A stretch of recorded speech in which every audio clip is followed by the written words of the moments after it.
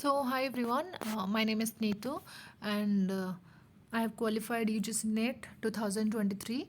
So, let's start. कल हमने पढ़ा था about discrete and continuous series. So आज हम पढ़ रहे हैं स्टैंडर्ड डेविएशन के बारे में. Okay, so let's start.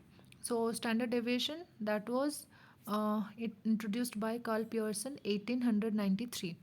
It is measured of dispersion and is studied under descriptive statistics. Okay, so it is the measure of dispersion. Dispersion is, that means scatteredness, that means spreadness.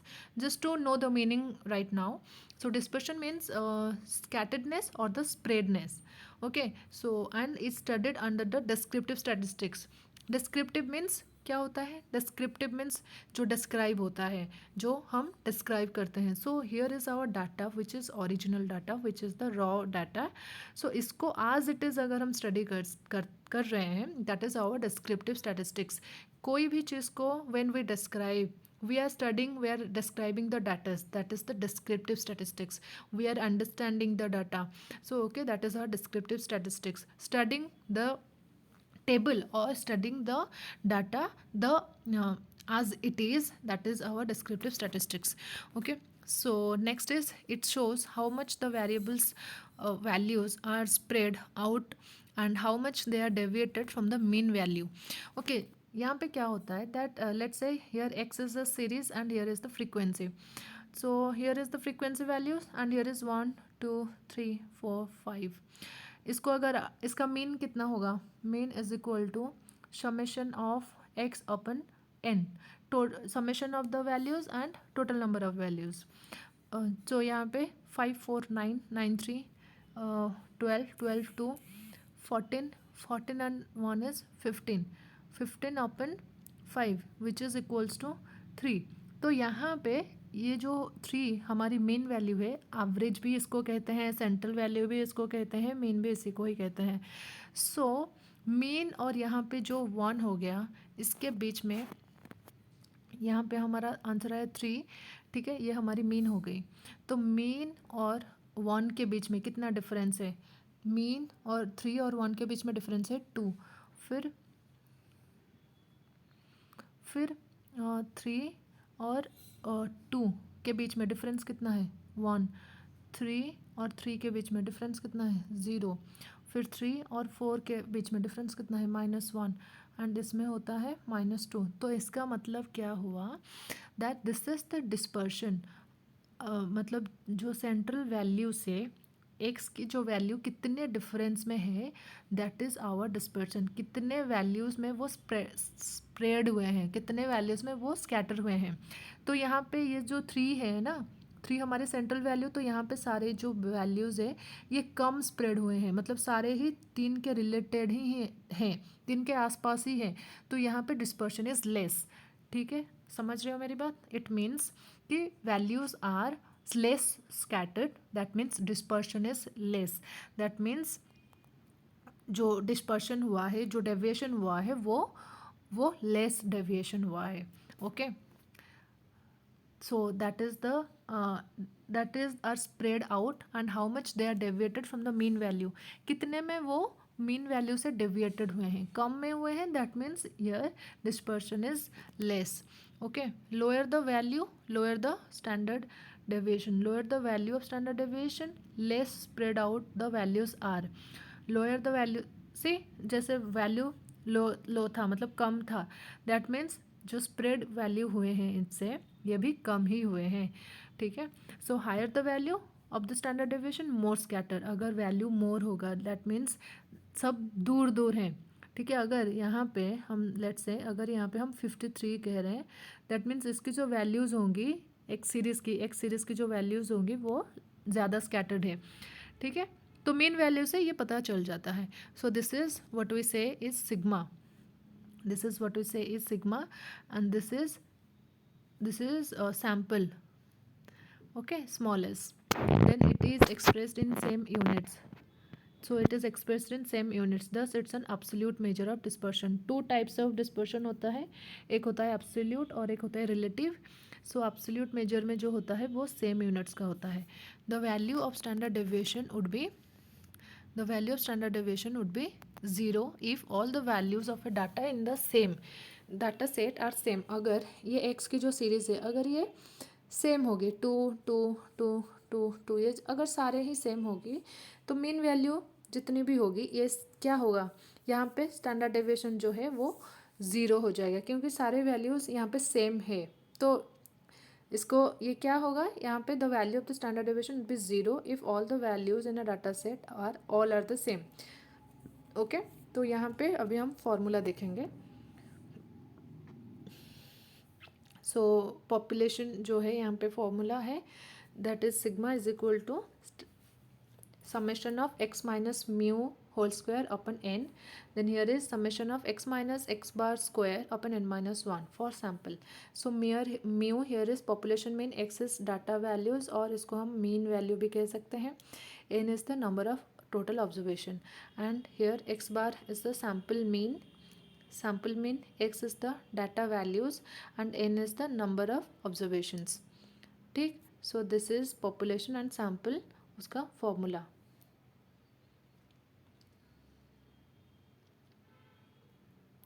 यहाँ पे x बार है sample mean, यहाँ पे mu है population mean. So example standard deviation real life example क्या होता है, जैसे कि वेदर फोरकास्टिंग हो रही है, सैलरी डिस्ट्रीब्यूट हो रही है, रियल इस्टेट। स्टैंडर्ड डेविएशन कैसे यूज़ होगा, वेदर फोरकास्टिंग मीन्स कोई भी एक पर्टिकुलर जगह हम ले रहे हैं तो वहाँ पे अगर लेट्स से उसका टेम्परेचर 45 डिग्री सेल्सियस है, तो अगर सारी जो लेट्स से अगर एक मंथ 1 मंथ हम वेदर फोरकास्टिंग का एक डाटा स्ट्रक्चर निकालेंगे या फिर एक इंफॉर्मेशन निकालना चाहते हैं, तो यहाँ पे डेली बेसिस में सारा इसका आ गया डाटा, तो इसको हम ऐड करेंगे, दैट मीन्स मीन वैल्यू निकालेंगे जितना होगा इसका, यहाँ इन जो सारे डेली का जो टेम्परेचर है इस ये कितना डेविएट हुआ है। तो अगर ये ज़्यादा वैल्यू है दैट मीन्स ये ज़्यादा डेविएशन हुआ है, मतलब ज़्यादा ही टेम्परेचर में अप एंड डाउन हुई है। और अगर ये कम है, अगर ये लेट्स से 5 और 10 इसमें रहता है, दैट मीन्स मतलब अगर कम है तो दैट मीन्स वहाँ पे डेविएशन कम हुआ है। ठीक है, तो सैलरी डिस्ट्रीब्यूशन में भी वही होता है, same thing happen. So properties of standard deviation, so standard deviation में it is always positive, standard deviation positive होता है। It is not affected by change in origin but it is change in scale. Change in origin जो होता है that means plus and minus से ये affected होता है, बट चेंज इन स्केल जो होता है इनटू एंड डिवाइड से ये अफेक्टेड नहीं होता है। दैट मीन्स अगर हमारा स्टैंडर्ड डेविएशन लेट्स से 5 है तो ये प्लस एंड माइनस अगर करेंगे एक्स वैल्यूज़ के साथ, तो ये जो होगा यहाँ पे change in origin it is not affected, change in origin से ये अफेक्ट नहीं होगा, बट चेंज इन स्केल से ये अफेक्ट होगा। ओके, दैट मीन्स अगर मल्टीप्लाई और डिवाइड कर रहे हैं तो ये तो वैल्यूज़ वेरीज होंगी, बट अगर प्लस और माइनस कर रहे हैं तो वो वैल्यू वेरी नहीं होगी। It expressed in same units, जैसे कि हमने पढ़ा इसको एब्सोल्यूट मेजर भी कहते हैं। It takes into account arithmetic mean for calculation और आज अरिथमेटिक मीन आज मिनिमम, अरिथमेटिक मीन को हम मिनिमम लेके चलते हैं, एवरेज लेके चलते हैं। So combined standard deviation can also calculated. So standard deviation is absolute measure and coefficient of variation is relative measure. Standard deviation तो यहाँ पे सेम यूनिट्स रहती है तो इसीलिए इसको absolute measure कहा जाता है, एंड यहाँ पे coefficient of variation relative measure है. So used to coefficient of variation that used to compare the variability in the data sets. Coefficient of variation relative major भी जो भी होता है उसको हम कंपैरिजन के लिए यूज़ करते हैं, फॉरकास्टिंग के लिए यूज़ करते हैं, ओके, प्रेडिक्शन के लिए यूज़ करते हैं. सो हियर कोवेरिएंस का formula is standard deviation upon x bar into 100. ठीक है, covariance formula is standard deviation upon x bar, इसको सिग्मा भी बोलते हैं, into 100. X bar means arithmetic mean. So higher the covariance more is the variability. ठीक है, अगर higher covariance है, अगर वेरिएशंस ज़्यादा है, कोवेरिएंस ज़्यादा है, दैट मीन्स वेरिएबिलिटी मोर और रिलायबिलिटी लेस. एंड अगर बेसी वेरिएबल होगा ना, बेसी मतलब बहुत अगर चेंजेस ज़्यादा होंगे, बेसी ज़्यादा ही वेरिएबल होंगे तो रिलायबल कम होगा, और जो लेस वेरिएबल होगा वो ज़्यादा रिलायबल होगा. So low is the covariance, less is the variability and more is the reliability. So this was all about covariance and coefficient of variance and standard deviation and properties of standard deviation. Then is hypothesis. So hypothesis, we all know that a null hypothesis and is alternative hypothesis.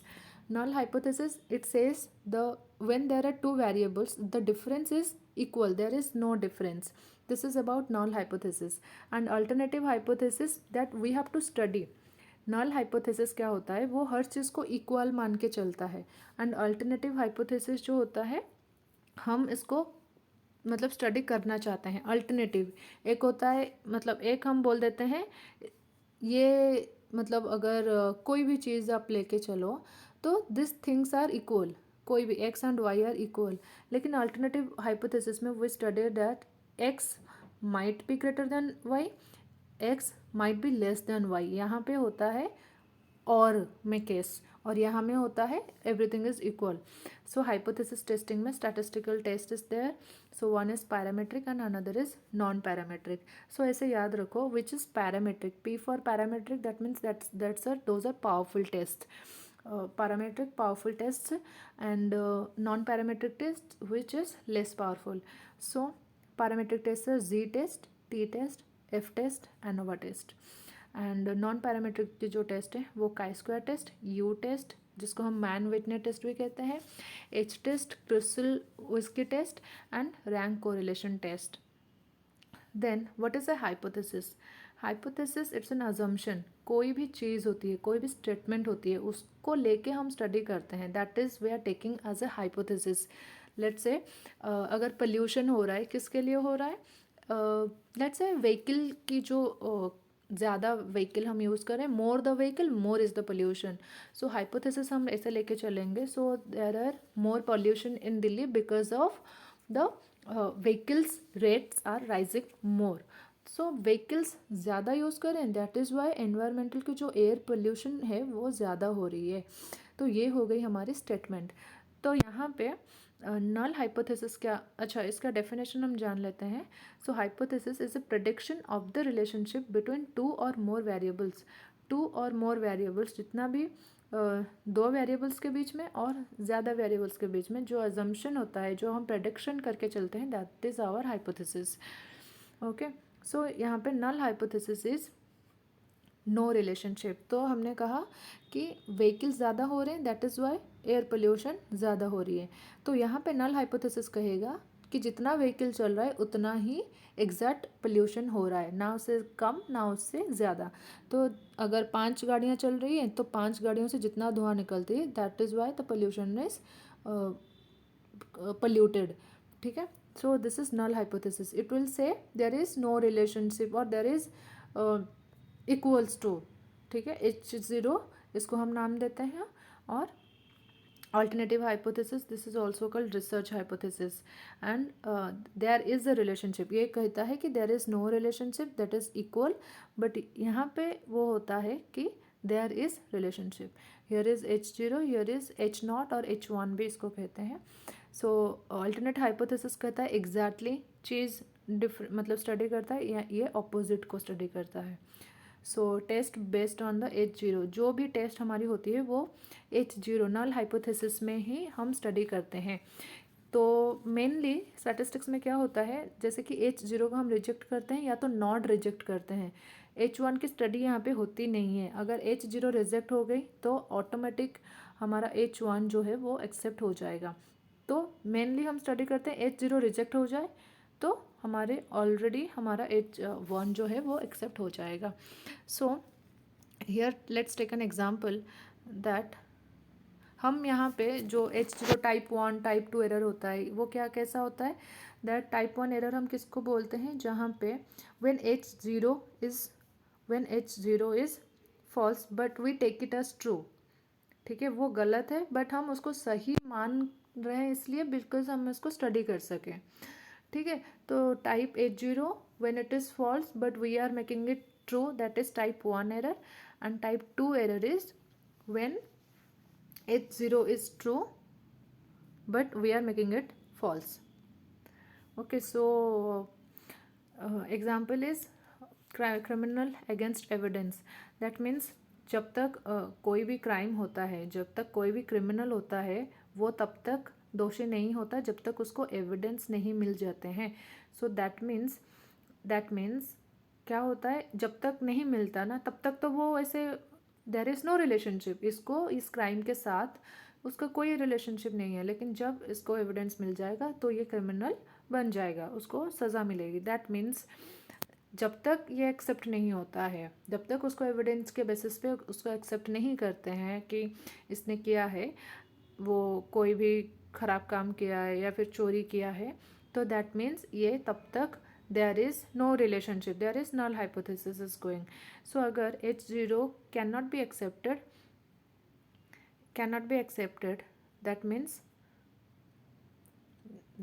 अगर ये H0 को हम accept नहीं कर पाते हैं, that means हमारा H1 जो है जिसको हम स्टडी कर रहे हैं, मतलब अजम्पशन जिसको लेके चल रहे हैं, वो हमारा सही हो जाएगा.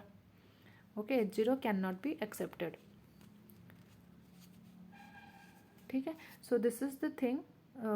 H0 और H0 अगर रिजेक्ट होगा और नॉट रिजेक्टेड होगा. सो अगर H0 को हम एक्सेप्ट नहीं कर पाए, H0 can not be accepted because of the samples are, जो हम सैम्पल लेकर स्टडी कर रहे हैं वो सैम्पल्स की कम वैल्यूज़ है. लेट्स से अगर हमारा टोटल पॉपुलेशन है 1,00,000, तो हम 100 पॉपुलेशन को लेकर स्टडी कर रहे हैं. तो अगर H0 को हम एक्सेप्ट नहीं करना चाहते हैं, दैट मीन्स उसको हम अगर रिजेक्ट करना चाहते हैं, तो हमें और ज़्यादा हमारी सैम्पल साइज़ है इसको बढ़ाना पड़ेगा 100 to 1000. तो क्या होगा, we are including more people, we are representing more people on the behalf of the 1,00,000 people. So that is why अगर H0 अगर एक्सेप्ट नहीं हो पाता है तो हमें ज़्यादा सैम्पल साइज़ को लेना पड़ेगा. So here is parametric test and another is non-parametric test. So parametric test are applied under population which is normally distributed. तो normally distributed मतलब bell shaped curve where mean, median, mode all are equal. So parameters are like mean and standard deviation. यहाँ पे कौन से parameters हैं जो कि mean and standard deviation parameters हैं. There is t-test, f-test, z-test, ANOVA and Pearson correlation coefficient. And here is quantitative data. Always parametric test based on quantitative. Scale of measurement is interval and और ratio scale. एक होता है interval scale और एक होता है ratio scale. Here it is less robust and more powerful. मैंने कहा था parametric, P for parametric, P for powerful. And which is less non-parametric, that means that is less powerful. So here population is not normally distributed. Non-parametric test में जो population है वो normally distributed नहीं होते हैं, यहाँ पे skewed होते हैं, मतलब अलग अलग होते हैं, scattered होते हैं. These are called distribution free test. Okay, so here test is chi-square, U-test, H-test, Spearman correlation coefficient, वहाँ पे पढ़े थे Pearson. So this is qualitative, that means here it is category. Okay, ordinal और nominal. Nominal में होता है category, ordinal में होता है, ordinal में क्या होता है rank और order. और parametric test में हमने पढ़ा with that is interval और ratio scale. और यहाँ पे nominal and ordinal. So parametric test and non parametric test में शॉर्ट में पढ़ लेते हैं. तो ये मोर पावरफुल होता है, ये लेस पावरफुल होता है. Parametric test is quantitative, non parametric is qualitative. Parametric is less robust and non parametric is more robust. Here is the measurement scale is nominal scale and ordinal scale. Here it is interval scale and ratio scale. Okay, उल्टा हो गया. Parametric जो होता है वो होता है interval. Okay, 1 second. ये होता है इंटरवल और एक होता है रेशियो. ये जो होता है ये होता है नॉमिनल और ये होता है ordinal. Okay, so parameters used in mean and standard deviation. यहाँ पे जो पैरामीटर्स यूज होते हैं वो मीन और स्टैंडर्ड डेविएशन होते हैं. Here there is central tendency values. Okay, so here the assumption of the distribution is normal and here no such parameters used. Make assumption about the population. ये अजम्पशन बनाता है कौन? Parameter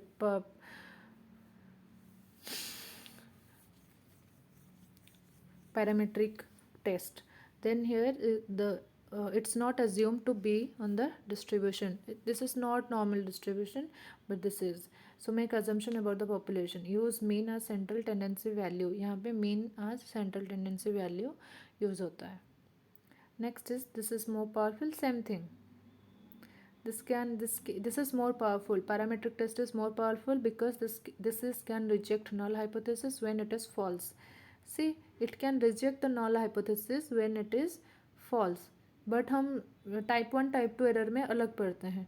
So more robust because they are valid in a broader range of situations. ये valid होता है, non parametric test valid होता है broader situations में. और यहाँ पे there is it reject null hypothesis when it is false. That is why this is more powerful. Okay, I hope you understand, and I'll come up with next video. So thank you everyone for watching this. Jai Hind.